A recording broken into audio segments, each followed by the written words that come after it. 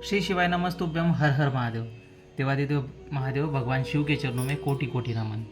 श्रावण के इस पवित्र महीने में भगवान शिव की पूजन करते हुए, भगवान शिव का अर्चन करते हुए, अगर जीवन में कोई दुख है या कोई बहुत बड़ी समस्या है, बहुत बड़ी बीमारी हो चुकी है जिस पे कोई निदान नहीं हो रहा है, आपका डॉक्टरी इलाज में आप परेशान हो चुके हो और डॉक्टरी इलाज में ऐसा लग रहा है कि डॉक्टर बड़ी बीमारी में बहुत बड़ा ऑपरेशन या बहुत बड़ी शस्त्रक्रिया कहने वाला है और उस बीमारी से इलाज का कोई प्रभाव नहीं मिल रहा है, तो भगवान शिव की कृपा दृष्टि प्राप्त करने के लिए और अपने जीवन से बीमारियों का, समस्याओं का ये कचरा हटाने के लिए भगवान शिव का एक बहुत प्रभावी उपाय इस सावन के महीने में आप लोग कर सकते हो।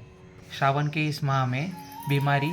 दुर्धर रोगों और बड़ी बीमारियों से बचने के लिए और भगवान शिव की कृपा दृष्टि से स्वस्थ और निरोगी जीवन प्राप्त करने के लिए, निरोगी जीवन का आशीर्वाद प्राप्त करने के लिए हमें ये उपाय भगवान शिव की कृपा के लिए करना है। तो ये उपाय करने के लिए हमें लगेंगे 5 बेलपत्री। हमें 5 बेलपत्री लेनी है। उसके बाद एक लोटा जल लेना है और उसी के साथ हमें 1 लोटा दूध भी लेना है। भगवान शिव पर हमें ये सारी वस्तुओं का विधिवत अर्पण करना है।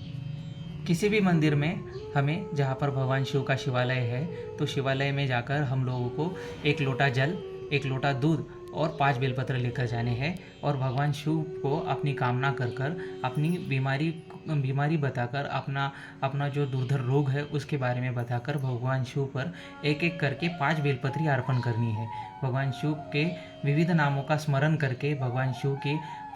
पावन स्वरूप का स्मरण करके हम लोगों को भगवान शिव के शिवलिंग पर एक एक बेलपत्री अर्पण करनी है और शिव को प्रार्थना करनी है कि हमारे जीवन में जो भी विपदा आई है, जो भी संकट आया है, बीमारी के रूप में जो भी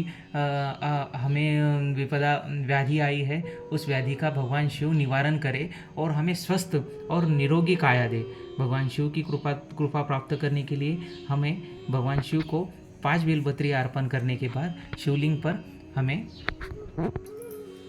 पर 5 बेलपत्री अर्पण करने के बाद हमें दूध और जल जिस लोटे में है वो दोनों एक साथ भगवान शिव पर अर्पण करने हैं और भगवान शिव के पंचाक्षर मंत्र या मूल मंत्र श्री शिवाय नमस्तुभ्यम का ध्यान करना है और जो दोनों लोटों में से दूध और जल हम शिवलिंग पर अर्पण कर रहे हैं उसे निहारना है। भगवान शिव की मूर्ति को, भगवान शिव के शिवलिंग को और उस जो जलधारा और दूध की धारा शिवलिंग पर गिर रही है ऊपर से, दोनों लोटों में से, तो उसे हमें निहारना है और भगवान शिव के विविध स्वरूपों का स्मरण करना है। भगवान शिव के स्वरूपों का स्मरण करते हुए, इस जलधारा को निहारते हुए, दूध की धारा को निहारते हुए अपने रोग, अपने व्याधि, अपने